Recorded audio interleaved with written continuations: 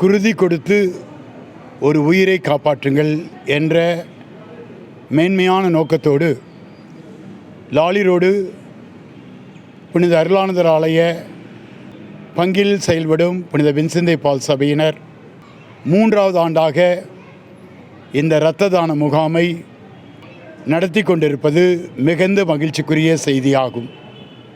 கடந்த 2 வருடங்கள் ஏறக்குறைய 80-90 பேர் தங்கள் இரத்தத்தை தானமாக கொடுத்து அதை அரசு மருத்துவமனையில் உள்ள ஏழை எளிய மக்களுக்கு பயன்படும் விதத்தில் இந்த பணியை எமது பங்கில் உள்ள வின்சென்ட் பால் சபையினர் செய்கிறார்கள்.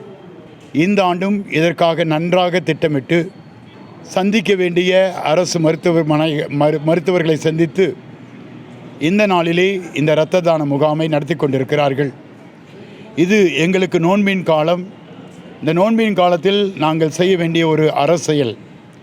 அந்த விதத்திலே எமது வின்சென்ட் பால் சபை இந்த அறச்செயலை முன்னின்று நடத்தி கொண்டிருக்கிறார்கள்.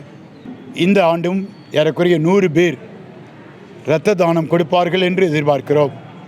இவையெல்லாம் எளிய மக்களுக்கு பயன்படும் விதத்தில் இந்த பணியை செய்து கொண்டிருக்கிறார்கள்.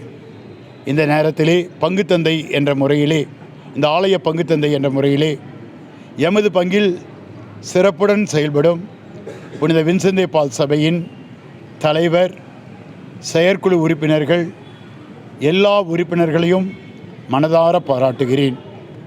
இவர்கள் செய்கிற பணி இன்னும் மேன்மையாக ஏழை மக்களுக்கு சென்றடைய வேண்டும் என்று ஜெபிக்கிறேன், வாழ்த்துகிறேன். குறிப்பாக இந்த நாளிலே அரசு மருத்துவர்கள், செவிலியர்கள் மற்றும் பணியாளர்களை எங்களுடைய பாராட்டுகளையும் நன்றிகளையும் தெரிவித்துக் கொள்கிறோம். இந்த பணி இறைவனுடைய ஆசியாலும் எங்கள் சகோதர சகோதரிகளுடைய உதவியோடும் மிகவும் சிறப்பாக நடைபெற வேண்டும் என்று வாழ்த்துகிறேன். நன்றி, வணக்கம்.